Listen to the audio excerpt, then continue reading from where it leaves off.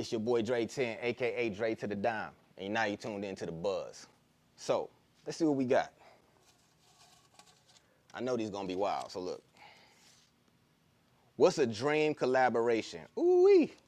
Lupe Fiasco, James Morrison. On the R&B side, I would like to work with Neo. I would like to work with Neo. I really would. He's a great writer. And Esther Dean, her pen is incredible, dog. Oh, man, come on. It's halfway. What's up, baby? I can't read that. What does freedom feel like in your music? The freedom to be yourself. A lot of these people are not themselves, dog. Me, I'm Dray to the Dime, man. You're going to get me in every record. If it's emotional, it's emotional. Got a song called Anxiety that I'm working on. It is what it is. What role does pain play in your art? A lot. I have songs like Anxiety. I have songs like Black Man's Pain. I speak from whatever's going on in my life. To me, that's how you grow as an artist. For me, if I'm going through it, you'll hear it in the music. If I'm not, you'll hear it in the music. It is what it is. But I think you should speak to pain because most people relate. Kind of like Mary J. Blige albums. The greatest albums is the one in pain. Do you prefer writing your own music or collaborating with others? Prefer writing my own music. I don't want to depend on nobody. I like collaborating. I love collaborating, so holla at your boy. But most of the time, I write about 3-4 songs a day, just what I do. How do you handle criticism? Very well. Let me tell y'all something. If I put out a record and the record is trash, tell me it's trash. Don't have me go perform for these niggas and it ain't good. If you don't believe in it and y'all don't believe in it, but I'm out here just bobbing to it like, yeah, I'm the only nigga in the room do that, tell me that ain't it. Just be real. Tell me that's it. And if it's it, then it's it. Don't waste my time.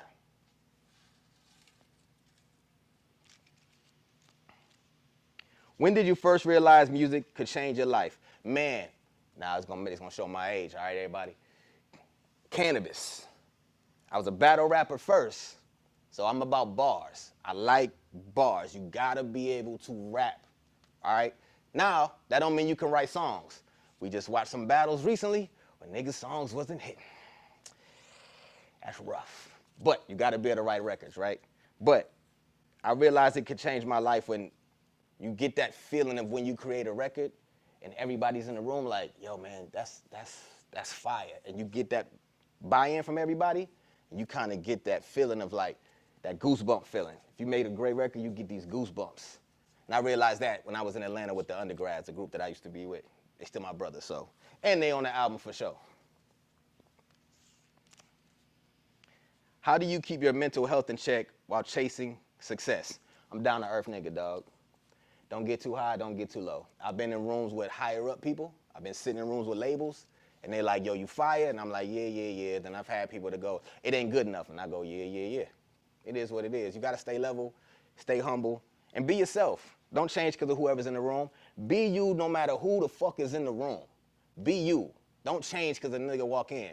If Hove walk in, I'll be like, damn, that's Hove. And that's what you're gonna get from me. And that's it. Now, if Hove like, I fuck with your music, I'm like, no doubt, let's talk. But I ain't a cheerleader for shit. What does a local Texas food spot every fan should try? Ooh, man, I gotta be honest, because I'm not from Houston. So that's more of a question that I should be asking y'all niggas. What's a local Texas food spot every fan should try? I don't have what, Mickey's? That's the spot I used to go to. So that's why I go get my soul food. It is what it is. There's a new black-owned spot, but I don't remember the name.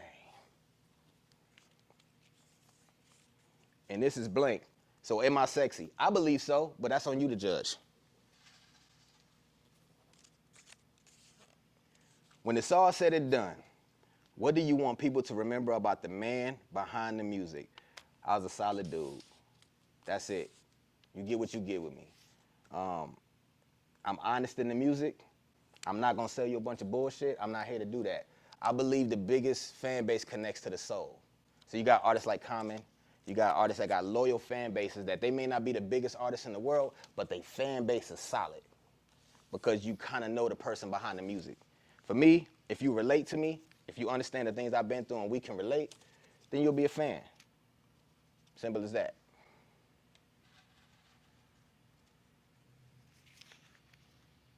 Have you ever written something just for you, not the world? Shit, most of my music. I'm not gonna lie to you. A lot of people would shun at the song called Black Man Pain. I just wrote a song called last night called Fuck Is You On. That's what the song was about. And it's just talking about a shorty. And I'm like, the fuck is you on? You listening to these girls, you listening to your friends, and you fucking up our relationship and you got it made, shorty. Fuck is you on? Now, is that gonna be popular with the ladies? Not at all. Not at all. But the niggas like, as I'm in the studio recording it, my engineer's like, nigga, I relate to this shit. And I'm like, every nigga does. But I didn't write that and go, well, the ladies don't like it, so I'm not gonna write it. Fuck all that. It is what it is. If it's relatable, it's relatable. If you stick to who you are, you'll find out that more people will relate to you being you instead of trying to you fit into their box. Usually record your music. Baron Studios. Or my boy CJ, Chris Jordan, fire engineer. Me and him bounce a lot of ideas off of each other. And he's an excellent engineer to work with. So if you get to Baron Studios, look for CJ, look for Chris Jordan, man. Solid dude, solid dude. And he loves Common, so do I. So we got a lot in common. If you could speak to your younger version of you before the music, what would you say? Nah. What would I say to a younger version of me? Stop chasing these hoes. Leave them alone, dog. Leave them alone. Just focus on your art, focus on your craft, focus on you to make you a better you. You'll get there a lot faster when you're a better version of yourself. Now, messing with the wrong ones, you learn a lot of good lessons. That's real talk. But I would tell the younger me before the music, don't worry about these bras, man. They come and they go.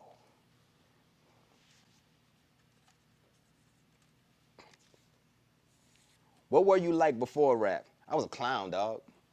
Like, that was me. I was like, before rap, I played basketball. That's what I did. And I got kicked out of a couple schools for actually being wild. I kicked my feet up on one of the teacher's desk like, I ain't come here to do no work. I came here to hoop. And they was like, yo ass gotta leave this school right now. But it is what it is. So before that, silly dude, mess with a lot of shorties in a small city from Ohio, from Toledo. What up? 419, y'all know what it is. What or what inspires your hustle outside of music? For me, it ain't always about money for me. Money come and go, I can get that, no problem. I do a lot of different things, I wear many hats. But what inspires me outside of music, what my hustle is, what inspires me is just the fact that if I'm passionate about it, then I don't have to worry about the hustle being there, because I'm passionate about it. I'm one of them niggas. If I fuck with you, I fuck with you. The world knows I fuck with you. If I don't fuck with you, then the world knows I don't fuck with you, right? So that's my hustle. My hustle is, if I'm inspired by it, if I love it, then it's almost like an addiction, and I can't stop even if I try, dog. So that's where it comes from. Hey, man, what else we got up in here, man? What makes a rap verse stand out to you? Oh, the bars. The bars. If you could rap, I'm tuned in. The flow, the voice, it's all in delivery, right? You gotta, if you do a solid bar and I go, that's mean. That's gonna make me fuck with you. I need to be able to relate, and you gotta have a solid bar. You can't just be harmonizing and not saying shit, because I'm just gonna go, all right, well, next. Like, it is what it is. But the verse gotta be hard. And I grew up around, I'm a slaughterhouse nigga, so you gonna have to rap your ass off.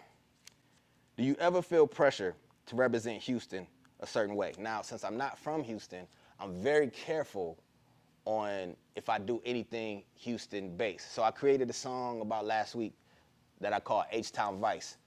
And the whole thing is this shorty just putting me in. She's showing me around H-Town. So when I'm in the studio recording, I want to make sure I'm not trying to sound like I'm from H-Town, like from Houston. My boys tell me stop saying H-Town. But I don't want to sound like I'm from Houston or I'm trying to be Houston, because I'm not. So I want to make it be known that I'm showing love to the city and saying, hey, I love it here. It's a fire-ass city. It's probably the best city I've ever lived in, because I lived in about 3 or 4 of them. the best city I ever lived in when it came to everybody coming together. So that's what I say. I don't feel pressure representing it, but I do make sure that I want to represent as far as being somebody outside of it. So we got one more. Gotta be a good one, y'all. Gotta be a good one. How important is storytelling and rap for you? Important because niggas don't do that shit no more. I get it. Broads, money, that's it. But a good story will have people clinging onto your shit for life, man. All right, so that's it, man, for the buzz. Your boy Dray 10, a.k.a. Dray to the Dime. You can find me on Instagram, my link tree, Dray 10 Hip Hop. And it is the buzz, man. We done, man. Fuck out of here.